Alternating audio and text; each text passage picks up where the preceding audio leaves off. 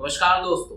Covid virus के बाद भारत में आज एक ऐसा वायरस फैला हुआ है जो युवाओं के भविष्य को टारगेट कर रहा है, जिसका नाम है paper leak virus.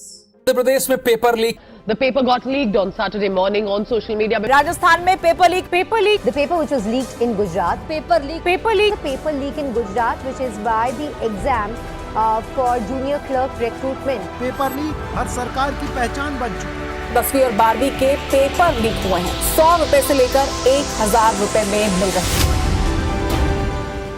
Paper leak problem क्या है, यह कैसे होता है, ये कौन करता है और इसके क्या सॉल्यूशन है, सभी पर डिटेल में बात करेंगे।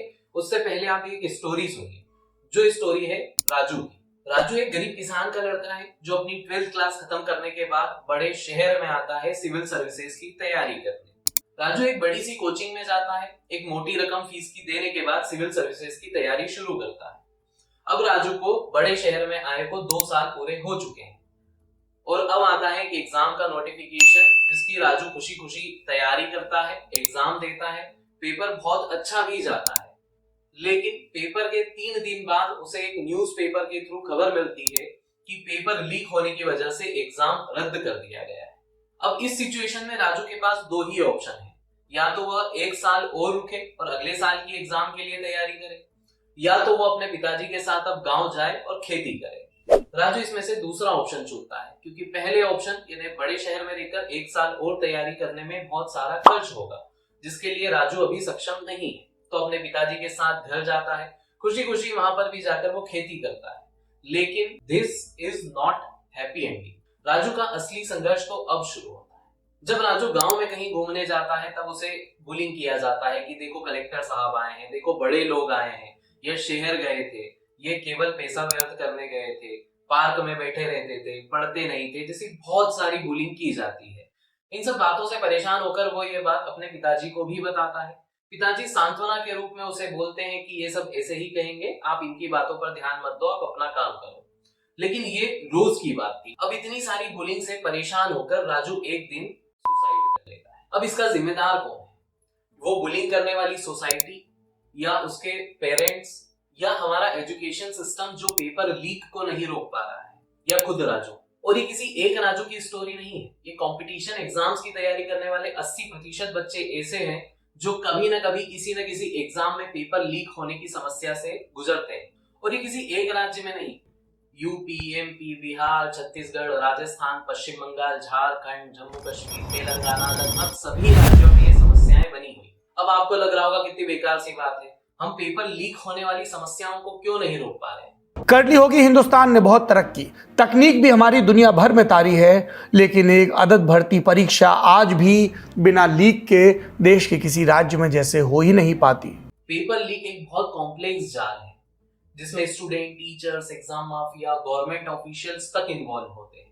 पेपर लीक का सबसे बड़ा स्कैम एमपी में हुआ था, जिसमें न केवल करप्शन बल्कि मर्डर और सुसाइड्स भी शामिल थे। व्यापम या व्यावसायिक परीक्षा मंडल, इसकी स्थापना मध्य प्रदेश सरकार द्वारा 1982 में करी गई थी, जिसका मोटिव था प्रोफेशनल कोर्सों के लिए एंट्रेंस एग्जाम करवाना, साथ ही कंपटीशन एग्जाम जिनमें कांस्टेबल, एमपी पटवारी, एमपी एसआई जैसी और भी अन्य विभागों की परीक्षा करवाना। लेकिन सबसे पहले 2013 में जब इसमें करप्शन की बात सामने आई, तब तत्कालीन शिवराज सिंह चौहान की सरकार द्वारा इसके लिए इन्वेस्टिगेशन भी करवाई गई। जब मुझे लगा कि मामला गहरा है और ये भर्ती परीक्षाओं तक गया, तो मैंने इसकी जांच एसटीएफ से कराने के निर्देश दिए। और फिर गिरफ्तारियां होना शुरू होती है। अगस्त 2023 तक 125 से ज्यादा लोगों की गिरफ्तारियां की जा चुकी थी और 40 से ज्यादा लोगों की संदिग्ध मौत हो चुकी है। ये सभी वो लोग थे जो इस इन्वेस्टिगेशन से कहीं ना कहीं जुड़े हुए थे। आप 125 गिरफ्तारियां और 40 संदिग्ध मौत से अंदाजा लगा सकते हैं कि ये कितना बड़ा स्कैम था।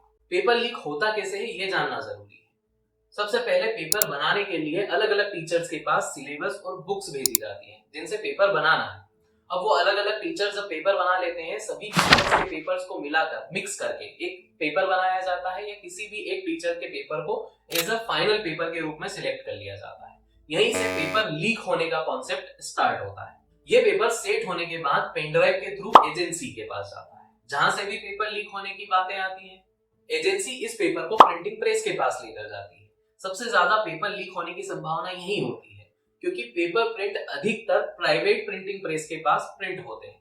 प्रिंट होने के बाद पेपर कंट्रोल रूम में जाता है, जहां से भी पेपर लीक होता है, और लास्ट में पेपर एग्जाम सेंटर्स पर जाता है, जहां से भी पेपर लीक होने की बातें आती है। जैसा हम जानते हैं, पेपर जितने लोगों के हाथों में जाएगा उसके लीक होने की संभावना उतनी ज्यादा हो जाएगी।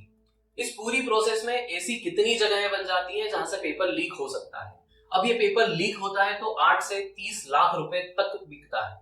अब कोई एक व्यक्ति इस पेपर को नहीं खरीद सकता है, तब यह एक चेन के रूप में काम करता है। समझिए कैसे। कोई एक पेपर डीलर है जो एक को 10 लाख रुपए में पेपर के लिए ऑफर करता है। अब एक अकेला 10 लाख रुपए में पेपर नहीं ले सकता है, तो अपने जैसे 10 और लोगों को शामिल कर लेता है। अब सभी को वह पेपर 1-1 लाख रुपए में मिला है। अब ये अपने 1-1 लाख रुपए को रिकवर करने के लिए अपने साथ और लोगों को शामिल कर लेते हैं, जिन्हें 50,000 रुपए में, 70,000 रुपए में पेपर सेल कर देते हैं। अब जिन्होंने 70,000, 50,000 दिए हैं, वो अपने पैसे को रिकवर करने के लिए और लोगों को शामिल करते हैं। ऐसे ही एग्जाम वाले दिन तक यह 30 लाख रुपए की कीमत वाला पेपर कम होकर 500 या 5,000 तक आ जाता है। लेकिन इन लोगों के कारण जो बच्चे 2 से 3 साल से अपनी ईमानदारी से तैयारी कर रहे हैं, वो बच्चे फाइनली सिलेक्ट नहीं हो पाते हैं। और इस करप्शन में जो लोग शामिल होते हैं, इन्हें आज की टर्म में एग्जाम माफिया कहा जाता है। एग्जाम में करप्शन माफिया कैसे काम करता है, लाइन बाय लाइन समझते हैं। सबसे पहले आता है पेपर सॉल्वर। देखिए, एग्जाम के 2 पैटर्न होते हैं, एक ऑनलाइन होता है, एक ऑफलाइन होता है। होते सभी ऑफलाइन है, लेकिन ऑनलाइन एग्जाम कंप्यूटर के थ्रू कराया जाता है और एक एग्जाम OMR बेस्ड होता है। कंप्यूटर के थ्रू होने वाले एग्जाम में सीधे कंप्यूटर के थ्रू चीटिंग होती है। आईटी कंपनी से अल्ट्रा व्यूअर नाम का सॉफ्टवेयर तैयार कराया। एग्जाम देने वाले कैंडिडेट के सिस्टम में सॉफ्टवेयर इंस्टॉल कराते। ऑनलाइन एग्जाम के वक्त कैंडिडेट के सिस्टम को रिमोट पर लेते। दूसरी जगह बैठे एक्सपर्ट से भी कैंडिडेट को चीटिंग कराई जाती। ऑफलाइन एग्जाम, जहां पेपर सॉल्वर खुद स्टूडेंट की जगह एग्जाम सेंटर जाता है और पेपर सॉल्व करता है, या फिर स्टूडेंट खुद एग्जाम सेंटर में जाता है और इलेक्ट्रॉनिक डिवाइसेस के थ्रू चीटिंग करता है। और इसमें न केवल स्टूडेंट और पेपर सॉल्वर बल्कि गवर्नमेंट ऑफिशियल्स भी शामिल होते हैं। ऑफलाइन एग्जाम में फ्रॉड को रोकने के लिए राजस्थान PSC द्वारा OMR शीट में 4 की जगह 5 गोले दिए जाने शुरू किए गए। इसका फायदा यह है कि यदि आप कोई सा क्वेश्चन अटेम्प्ट नहीं कर रहे हैं तो आप 5वां गोला फिल करें, जिससे बाद में राइट गोले को फिल करके करप्शन ना हो सके। इसका ये मतलब साफ है कि बाद में गोले भरे जाने की कंप्लेन उनके पास भी गई होगी, तभी वो इस सॉल्यूशन को लेकर आए। ये सब तो पेपर लीक और चीटिंग में बस मात्र प्यादे हैं। असली गेम तो एग्जाम माफिया द्वारा किया जाता है। अक्षय सिंह, जो आज तक के एक जर्नलिस्ट थे, यह व्यापम स्कीम में जांच में शामिल थे। एक दिन इनकी मिस्टीरियस तरीके से डेथ हो जाती। व्यापम घोटाले में एक पीड़ित का इंटरव्यू करने गए मध्य प्रदेश के झाबुआ इंडिया टुडे आज तक के पत्रकार अक्षय सिंह रहस्यमय हालात में मारे गए। और ऐसे 40 से ज्यादा लोग हैं जो व्यापम इन्वेस्टिगेशन में शामिल थे और उनकी मिस्टीरियस तरीके से डेथ होती है। Jammu Kashmir police exam corruption के मामले में भी कई CRPF पुलिस ऑफिशियल्स और कई टीचर्स को गिरफ्तार किया गया। यह एक पेपर 20 से 30 लाख रुपए में बेच रहे थे। अब कौन है ये लोग जो एक 30 से 40 हजार की नौकरी के लिए 20 से 30 लाख रुपए का पेपर खरीदते हैं? इसमें असली खेल है सोसाइटी का, जहां सभी को सरकारी नौकरी वाला दामाद चाहिए। हरियाणा, बिहार ऐसे राज्यों के कुछ क्षेत्रों में तो बिना सरकारी नौकरी के शादी होना भी मुश्किल है। 2 लाख रुपए कमाने वाले एक इंजीनियर की वहां कोई वैल्यू नहीं है, लेकिन 30 से 40 हजार रुपए कमाने वाले एक पियून की कीमत लाखों में है। दैनिक भास्कर ने पटना के 5 मैरिज ब्यूरो में बात करने के बाद दहेज की एक रेट लिस्ट बनाई है, जिसमें 4th ग्रेड एम्प्लॉय के लिए 5 से 6 लाख कैश और 1 लाख रुपए तक की बाइक, क्लर्क के लिए 10 से 12 लाख रुपए कैश और 1 से 1.5 लाख रुपए तक की बाइक। वहीं SDO और SDPO के लिए 50 लाख रुपए कैश और 1 स्कॉर्पियो, और IAS के लिए तो मुंह मांगी कीमत है।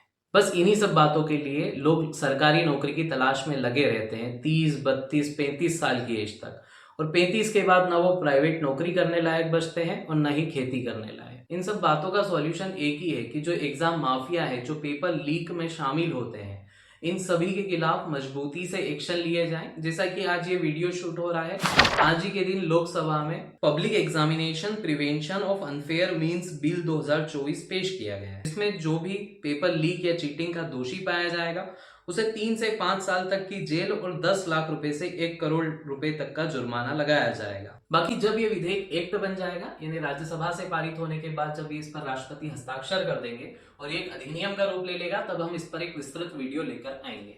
जैसा कि हम सभी जानते हैं कि भारत में लॉज की कमी नहीं है। गुजरात और उत्तराखंड जैसे राज्यों में ऐसे नियम पहले भी बन चुके हैं, लेकिन वहां आज भी पेपर लीक होते हैं। जरूरत है इनके अच्छे से इम्प्लीमेंटेशन की। इसके अलावा पेरेंट्स और सोसाइटी को भी समझना होगा कि सरकारी नौकरी इज नॉट द एंड। सरकारी नौकरी के अलावा भी बहुत सारी चीजें हैं जहां पर बहुत अच्छा करियर बनाया जा सकता है। BM Vijay Shankara sir, Mukesh Pandey sir, Ravi sir जैसे कितने ऑफिसर्स हैं जो वर्क प्रेशर के कारण या पॉलिटिकल प्रेशर के कारण सुसाइड कर लेते हैं। हर कोई इतना प्रेशर हैंडल नहीं कर पाता है। ये बात हम सभी को, पूरी सोसाइटी को, पेरेंट्स को, सभी को समझना पड़ेगा। आज की वीडियो में बस इतना ही। Thank you.